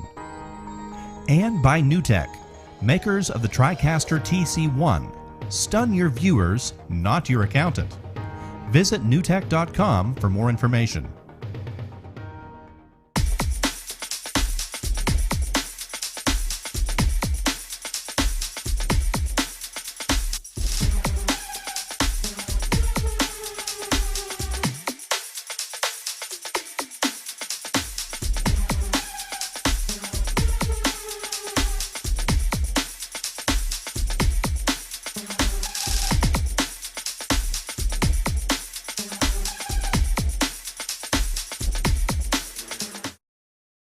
All right, we are back, and this show, like I said, we've been talking about just about everything. We want to make sure there's something for everybody on this show, and having the ability to, bring in people that know about different things. And he, like I said, he's been wanting to do this, and it didn't quite fit on the Retro Buzz. So getting him on to kind of be in his element, talk about something that he's passionate about, just like me. I talk about things that I'm passionate about. So I thought it'd be a good segment to have, a good 20-minute segment. Bring it in. I mean, it's a 2-hour show. We're going to be here for another half an hour to bring him in, talk a little bit about Fortnite. Maybe next week he'll talk about something else on the Switch. He's a big Switch player, but he mainly plays Fortnite. I mean, it's these kids are totally into it. So, it's always great to have him on to, talk about something that he likes as well. Guys, you can always call in 724-734-2042 if you've got a comment, question, or you just want to say hello. That's quite all right here. I really appreciate everybody tuning in as always. But this week, last week we talked all about Apple. Apple had all those huge announcements. So what we want to do is we want to shift the focus a little bit and talk about Microsoft. Microsoft had a big Surface event. I believe it was Tuesday. And with the release of Windows 11, and I know a lot of you guys are really nervous about that. We had a little bit of a chat last week on the show about that. About me saying don't upgrade the second it comes out. I don't care what anybody says. I don't care if you hear how stable it is. Listen, if you have a production machine or a gaming rig, don't upgrade. Don't do it. Okay? Just don't do it. Wait, give it some time, because not all the pieces of software are going to be ready on launch day. But it's about 2 weeks away. The end of September, or I'm sorry, into October. I think October 11th, if I'm not mistaken. But Microsoft held its latest Surface hardware event. The presentation saw the company introduce new versions of mainstay devices like the Surface Pro, the Surface Go, in addition to some handfuls of surprises. So we want to kind of go off. It was on Wednesday. I was wrong. It wasn't Tuesday. My days are all confused. But this is the Surface Duo. Now, this is the Android device that I was talking to you guys about last week. It's their phone, if you will. It folds out. You can see somebody calls. You can see it there on the side. That's why I had this graphic. But Microsoft announced its massive upgrade for its Surface Duo dual-screen Android device. Most notably, there's an entirely new triple camera system on the back of the Surface Duo 2 that includes a telephoto lens, 2 wide-angle lenses. Another nifty new feature is an ambient screen on the device's hinge to display your notification and other information. Now, with those upgrades, you can see Microsoft has started thinking about the $1,500. That's right, you heard me right. $1,500 Surface Duo 2 as a more of a smartphone than a mere tablet. You can pre-order the Surface Duo 2 as of 2 days ago before it becomes officially available on October 21st. I think that's kind of interesting. I don't know how I feel about these phones that flip, or not flip but fold out, because if you guys remember back in the days of the flip phones, that you always ended up breaking your flip phone. I don't know how many flip phones I broke, but I mentioned to you guys last week, I thought it was really funny how Microsoft years ago, they tried to pass off Windows mobile operating system, and it was a disaster. It's been a disaster since the days of BlackBerry, if I'm going to be completely honest with you. Windows Mobile came out right around the time of Windows 7, or Windows 8 had the tiles, if you remember. It started out in 7. 8 is really when it was pronounced. They tried to package it kind of to say, hey, get our Windows Mobile devices. And it had the tiles on it. It was really a unuser-friendly device. Some people liked it because it was Microsoft-based, but it just never flew. Now, it's funny that they're manufacturing their own device, if you will, but they're putting Android on it. I said this last week. I just think that's hilarious.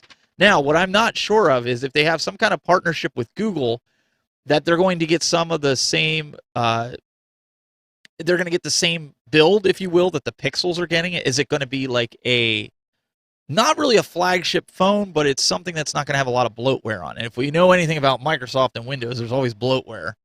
So it'll be interesting to see, what kind of images are going to be on it. Because with me and Android devices, and I told you I tried to switch to Android, and I just couldn't do it. There's just too much in my workflow, in my world, that I definitely just can't switch to. I just can't switch to Android.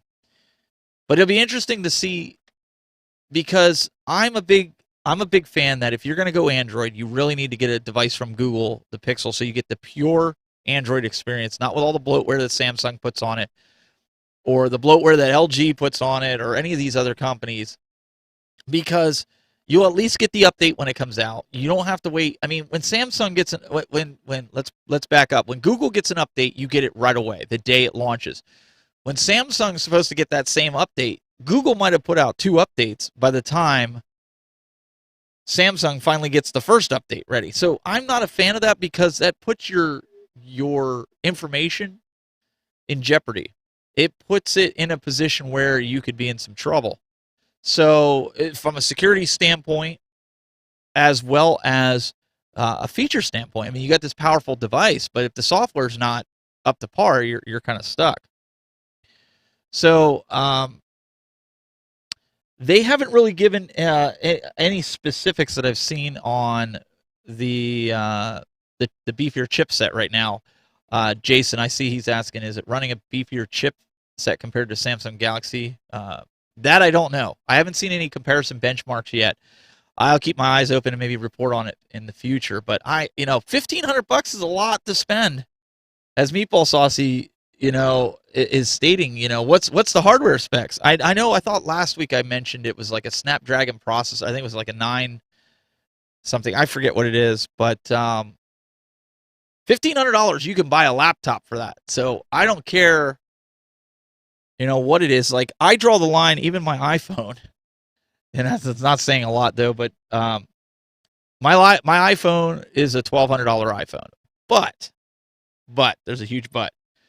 When I traded in my iPhone 10, I got $800 back for my phone. So I try to upgrade every 2 years because then my device is paid off. I couldn't sell my device for $800, not with how cheap people are on Craigslist or Facebook. They always try to get you down to like $200 or $300, and I mean I get it. It's what they have to do, but I just trade it back into AT&T. So $800 off. I'm still only paying, $500 or $600 for the newest iPhone to do. I couldn't even justify like even the new iPhone Pro Max 13. I want to say that's with the terabyte of storage is $1,500. It's like it goes back to the story that I talked about in the beginning here. The chip shortage is causing prices to go through the roof. So let's move on. We have with this also, this is the Surface Pro 8. Okay. Now, I have actually been looking at getting a Surface Pro. I have an iPad Pro, but Surface Pro, I want a full version of Windows. I'd like a full version of Windows in a tablet form. But after the last couple of years, it's really felt like there's only been incremental updates to Microsoft's Surface Pro line. But this time, there seems to be a significant upgrade on this one. So now this Surface Pro 8, it includes a 13-inch Pixel Sense display with 120 hertz refresh rate, support for Thunderbolt 4, finally, and faster internals courtesy of Intel's latest 11th generation processor. Oh, and Microsoft also shaved down the Surface Pro's noticeably chunky display bezel. The Surface Pro 8 will start at $1,100. So there you go, $1,100 versus $1,500, and this is a 13.3-inch display. Yes, I see Al, you're in the chat room. Hey, just got the 12 Pro Max. That was enough. Yeah, I have the 12 Pro. I really love it. I'm going to wait for the 14 before I upgrade. So this $1,100 Surface Pro 8 goes on sale on October 5th. That's the same day Windows 11 starts rolling out. Alongside the Surface Pro 8, Microsoft also announced the Slim Pen 2, which is kind of their competition, I guess, to the Apple Pencil. The $130 stylus includes a haptic motor, Microsoft claims, to make it feel like you're putting pen to paper rather than glass. I don't know how much that's going to work, but that does sound interesting. And another new accessory, as you can see here, you see the pen on the screen there. It is kind of flat. That's going to feel weird. It's going to be like, feel like you're using one of those flat crayons. You remember as a kid growing up, the ones that didn't roll, they had a flat bottom with the curved top. I don't know if I agree with that being flat. Tell me what you guys think in the chat room. Another new accessory, the Surface Adaptive Kit, bundles together a collection of add-ons that make it easy to find specific keys, locate ports, and open your laptop or its kickstand. And lastly, they also, let me see if I have I don't know if I have a picture of it. Okay, get this. They made a mouse. I mean, we all know growing up, Microsoft made the ergonomic keyboards. You remember the wing keyboards that you could place your hands when you type? You place them like this rather than the normal. Like I had one growing up. I love the natural. It was called the Microsoft Natural Keyboard and Mouse. Right? They were great. I mean, they were expensive at the time. But now the company has made a mouse made from completely recycled ocean plastic. So if you Google it up, you'll probably find the mouse. It's it was white, and I believe it had like ocean blue like accents to it. I'm sure the light is probably blue as well. I just think that's kind of interesting, for that. But that's going to be something everybody's going to run out to get, I'm sure. So this is now you're looking at the Surface Pro X. This was something else that Microsoft released, but they didn't update its ARM-based 2-in-1. But what they did do is introduce new Wi-Fi only models that will save you about $100 off the Surface Pro X's previous $999 starting price. So they made a big deal and basically stated that, hey, we got some new Surface Pro X's, when in reality they just introduced a new Wi-Fi only model. With the move to Windows 11, support for 64-bit operating system, 64-bit software emulation is coming to the device. You can pre-order the new model today before it arrives in stores on October 5th. Now, this was something I also told you guys last week when we were talking about Windows 11, about how Microsoft is allowing native Android apps on Windows, and I don't know how I feel about that. It's almost like Microsoft is making a move, which I don't see Google selling Android, but it's almost like they're trying to make a move to either sell or buy or purchase Android. Now, I mean, we'll have to see what happens, but it almost looks like it's a play that they're trying to incorporate more Android to be their dominant OS, or maybe they're going to partner with Google and say, hey, you guys work on the mobile operating system, we'll work on the desktop operating system, and we'll take on Apple together, because Apple has the desktop operating system, the iPad operating system, the watch operating system, and the phone operating system. We're going to have to watch this closely to see if this is what's actually going to happen, or if it's just they're going to stay two separate companies and maybe work together on certain devices. Microsoft's smallest tablet also got an appropriately minor update on Monday. This is the Surface Go 3. The company's new Surface Go 3 2-in-1 features faster processors from Intel. The base model comes with a Pentium Gold 6500Y CPU, up from the 4425Y in the Go 2. While the more expensive variants feature the 10th generation Core i3 CPUs, Microsoft claims the latter chip is 60% faster than the Core M3 it previously offered with the Go 2. The entire Surface Go 3 family is available to pre-order today, with the base model starting at $400. Like all other Surface computers, Microsoft announced today it will go on sale on October the 5th. Now, like I told you guys, I've been looking at getting, I don't need a super high-end Windows tablet, laptop, tablet, combination, whatever you want to call it. So I've actually been thinking about getting the Surface Go 3 because it's only like $400. I'm not going to be huge gaming on it or anything like that. So Jason Tierney in the chat room is kind of responding to the comment I made about Android and Microsoft possibly going into partnership or potentially selling Android to Microsoft. I think that would be the mass hiatus that the Android users would do. Oh, that would be bad. And he goes on to say that this merger that should not be allowed. I kind of agree with that one. Meatball Saucy goes on. He says here, I just checked. The comparable Galaxy Z Fold 3 is $900 and has the newest Snapdragon. Microsoft is out of their minds if they think 3 inches of extra 3 inches of extra screen real estate is worth $600. I agree with you. I would not pay that. I'm not going to pay that.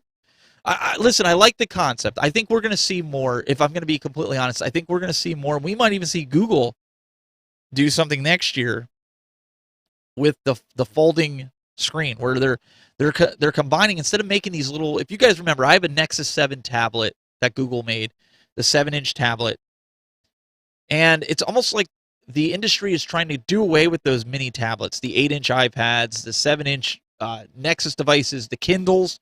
They're trying to do away with that and make the phones essentially a smaller version of the tablet.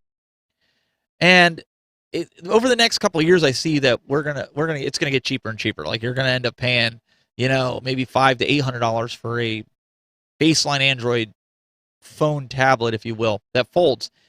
My issue with that is anytime you have any type of electronic that folds, you run into wear and tear issues on it by opening, closing, opening, closing. If you remember the days of the flip phones, like I was telling you, I almost every flip phone I ever had broke at some point where you open it up, you're closing it, something breaks off. I mean, I like the concept. They're making them better and better. I don't know how I feel about that yet.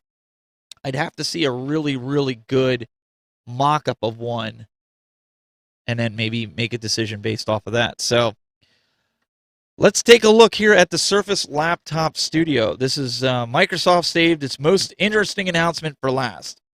Enter the Surface Laptop Studio, a portable computer that borrows design curves from the company's Surface Studio all-in-one. An included hinge lets you pull the display over the keyboard to make inking and drawing more immersive. Microsoft also claims that the Surface Studio is more powerful.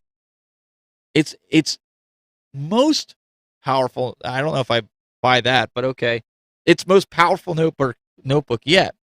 The laptop features Intel's 11th generation H35 processor and Intel Xe graphics. You can also configure it with NVIDIA's RTX 3050 Ti GPU. The Surface Laptop Studio is available for pre-order today, and it starts at $1,600 and will ship on October 5th. So again, I don't know how much I agree with that price point. I think they should have came in maybe about $1,000 for that, but again, I mean it all depends on who's buying it. But I think there's so many other options out there, so many other laptops that people could buy that would benefit. I want to get into a few tips here that I have. If you are an iOS user, I think there's features. There are 6 features that are underrated features, if I could say that. So this past Monday, Apple rolled out iOS 15, the latest update to the operating system that powers its iPhone based on previous releases. The arrival of iOS 15 preceded the launch of the iPhone 13, which went, as you guys know, as of September 24th, yesterday. And it was available in the standard Mini, Pro Max models. Pre-orders for the iPhone 13 launched last Friday. The iPhone software update introduced new features such as updates to FaceTime like portrait mode, the ability to join calls on Android and Windows devices, a focus mode to help users avoid distractions when created through notifications and tweaks to the weather and maps apps. If you've been keeping up with iOS 15, then you've likely heard all about these features. But here are 6 features, in my opinion, that have kind of flown under the radar in iOS 15. So, shared with you in messages is a feature. When someone shares a link, a photo, a song, podcast, or other piece of content with you via messages, it will automatically show up in the corresponding app. For example, your partner or spouse, share a cute picture of your kids. You can just head on to the Photos app, and it's automatically available. If someone sends a link, it appears in a special Shared For You section in Safari's start page. Something else, tabs get better in Safari. I think Apple's mobile browser is getting a new look. Now, one of the things that they did do that I was not thrilled with, they put the address bar by default at the bottom, and their logic behind it was to use your thumb instead of having to go to the top of the screen, so less movement. I'm not a fan of that, so I actually moved it back to the top where it's at. Call it somebody is set in their ways, whatever you want to call it. I was not a fan of that. So there's now there's a bottom bar where users can search or manage their tabs. It's built to use one-handed if needed, especially if you have like a Apple Pro Max. You can swipe up to see all the open tabs, or swipe left or right, or cycle between them. You can also organize your tabs in groups. And another nice touch, you can pull down on the screen to refresh. But again, I'm not a fan of it being at the bottom, but I do like the way they did the tabs. This is a feature that we use in my house all the time, finding iPhone even when turned off. Now, this is huge because don't tell her that I told you, but my wife loses her phone all the time. You would think it would be my kids. You would. But it's my wife. My wife will leave her phone. Hopefully she's not listening to the program right now. She will leave her phone in the weirdest places. We found it in the refrigerator one time. We found it in her closet. We found it in the wash basket. So there's been times we've hunted around. We found it out in the porch because she decided she was sitting out there. It was nice out. So having the ability to find your iPhone even when turned off, if your smartphone has been turned off or even if it's been erased, the Find My iPhone app can still locate it when turned off. You can locate it up to 24 hours on an erase. Apple says the hello screen will show your device is locked, locatable, and still yours. And if you're prone to losing your AirPods, like my wife, she still doesn't know where they're at, there's a new network support to help you find them if they're not in Bluetooth range. I think anybody that spends all this money on this stuff, and you need to have this. You need to have it. Now, organization of notes, reminders, easily. I use Notes all the time. So different users of Notes, the Notes app, can now add tags to make them easy to find. I usually create folders, but just you can add a hashtag and categories such as hashtag work, and Notes will tag the group together. And that's also a tag browser and custom folders that organize notes by tags. You can also do the same thing with your tasks in the Reminders app.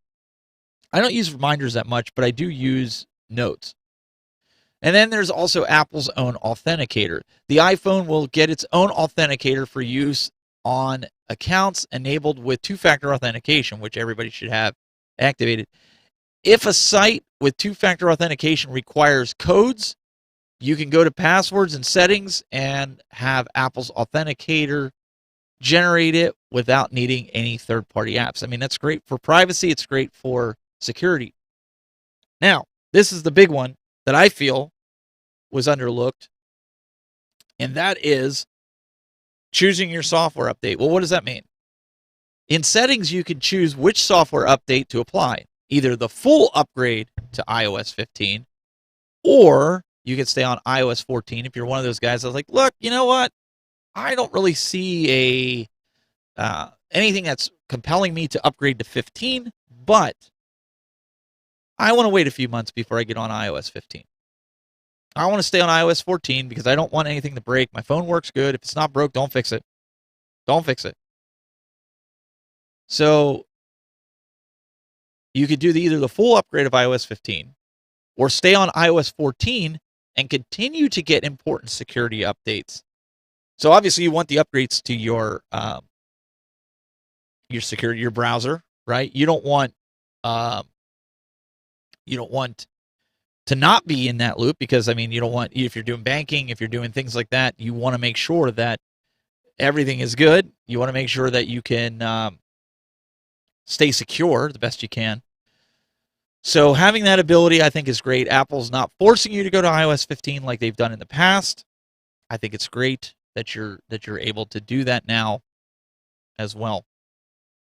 So as we approach the top of the hour, we're going to be wrapping things up here very shortly. Again, I want to give a big shout out to the folks over at basicsbroadcasting.com. This is the radio station that we're on.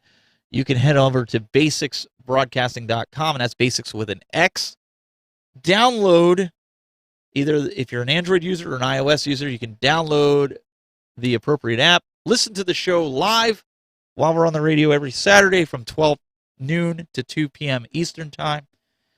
Get your fix of tech, gaming, broadcasting, whatever's on the docket for the day. And after the show's over, you can listen to some of the great classic rock hits of all time that you grew up with.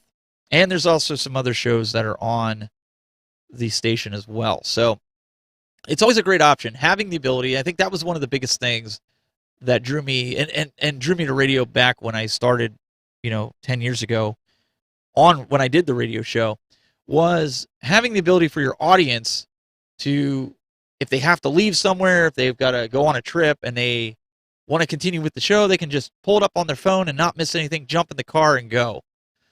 And it really gives people that want to support the content creators that are doing this, it really gives them a way to do that without feeling like, oh man, I'm letting him down. I'm not staying for the whole show. And I don't expect everybody to stay for the whole show. You have lives, things like that. You have to do it. You have to get on with your life. So I also want to let everybody know, if you're interested, I am taking prepayments for the Tech Buzz hat that I'm wearing right now. I want to get this ordered this week, and unfortunately they are made to order, so I have to have them paid up front. Make sure when you pay, I use Cash App. It's on, my facebook.com/thetechbuzz, and you can, I think the price is on there. I think it's like $30. Maybe it's $25. I forget what it is. You'll have to go look. It's an embroidered hat. And if you want one, we're doing it within the U.S. because I'm not shipping overseas. It'll be worth more. It'll cost more for shipping than it'll actually do for the hat. I'm selling them at cost. I had a few guys that saw it when I bought them. I bought them mainly for me, and I got one for my son. But people are like, oh, I really like the hat. Can we buy them? And I'm like, well, if you guys really want one. So if you do want one, no pressure. I make $0 off of this. So I don't want people to think I'm soliciting for you to buy and make me money. I do it because people want to support and wear it. Great. I'm happy.